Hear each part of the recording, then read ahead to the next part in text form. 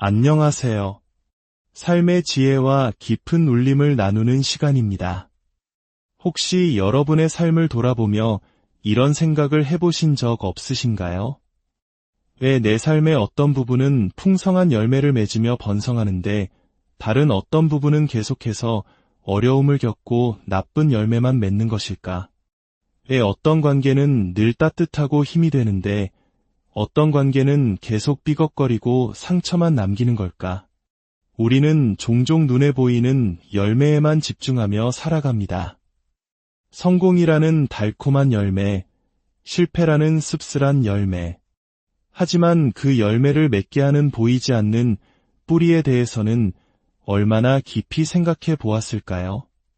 오늘 우리는 우리 삶의 근본적인 원인, 바로 뿌리와 열매에 대한 이야기를 나누려 합니다. 이 이야기가 여러분의 마음에 깊은 평안과 새로운 통찰을 가져다 주기를 소망합니다. 잠시 시간을 내어 이 메시지를 공유하고 구독해 주시는 것은 이 귀한 말씀의 씨앗을 더 널리 퍼뜨리는 귀한 동참이 될 것입니다. 하나님의 은혜가 이 시간을 통해 여러분 모두에게 함께 하시기를 기도합니다.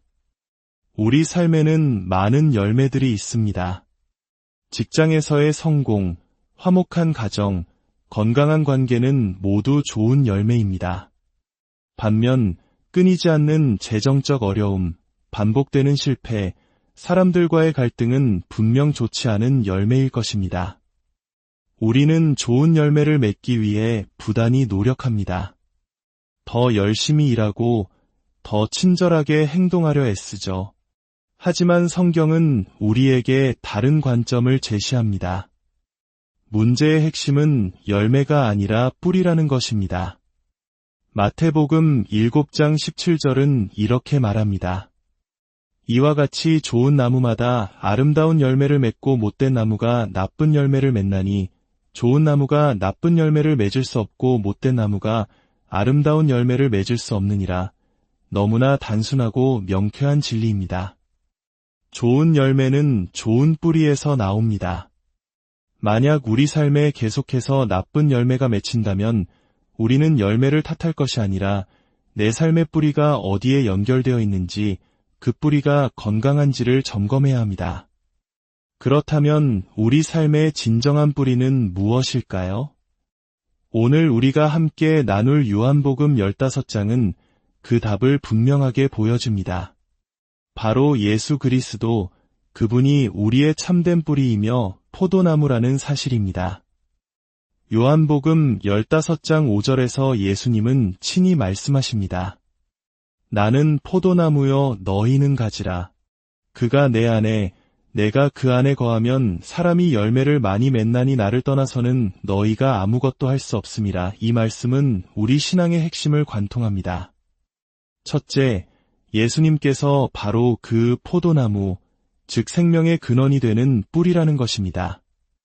구약의 이사야서와 요한계시록을 비롯한 성경 곳곳에서는 메시아이신 예수님을 이새의 줄기에서 난 뿌리, 다윗의 뿌리라고 예언하고 증언합니다. 그분은 시작과 끝이시며 알파와 오메가, 우리 믿음의 창시자여 완성자이십니다. 우리 삶에 맺히는 모든 선한 것의 근원은 바로 예수님께로부터 나옵니다. 예수님께서는 나를 떠나서는 너희가 아무것도 할 수 없다고 말씀하셨습니다. 여기서 아무것도라는 말은 단순히 몇 가지를 못한다는 뜻이 아닙니다. 영어로 이 단어는 nothing, 즉 단 하나의 것도 할 수 없다는 의미를 담고 있습니다. 예수님 없이는 그 뿌리에 연결되지 않고는 우리는 단 하나의 선한 열매도 스스로 맺을 수 없다는 강력한 선언입니다. 반대로 빌립보서 4장 13절은 말합니다. 내게 능력 주시는 자 안에서 내가 모든 것을 할 수 있느니라. 이 두 가지 진리를 기억하십시오. 예수님 안에서는 모든 것이 가능하지만 예수님 밖에서는 아무것도 불가능합니다. 그분이 우리의 유일한 뿌리이시기 때문입니다. 둘째, 우리는 그 포도나무에 붙어있는 가지입니다.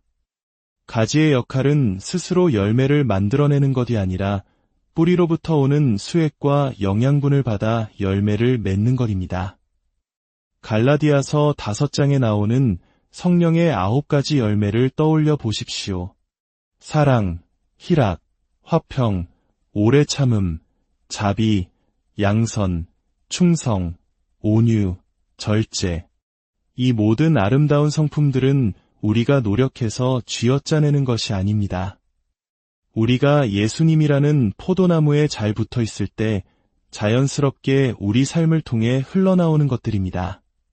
그렇다면 어떻게 우리는 가지로서 포도나무에 잘 붙어 있을 수 있을까요? 예수님께서는 내 안에 거하라고 말씀하십니다. 여기서 거한다는 것은 단순히 머무는 것을 넘어 어려움을 견디며 한자리에 깊이 뿌리 내리는 것을 의미합니다. 이것은 마치 혹독한 겨울을 견뎌낸 나무가 봄에 더 아름다운 꽃을 피우는 것과 같습니다.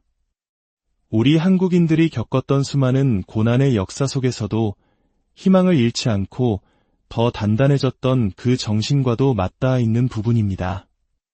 우리의 믿음 생활도 마찬가지입니다. 모든 것이 순조로울 때만 하나님을 찾는 것이 아니라 삶의 시련과 고난 속에서도 묵묵히 그분 곁을 지키며 말씀 안에 머무를 때 우리의 믿음은 더 깊어지고 삶은 더 풍성한 열매를 맺게 됩니다.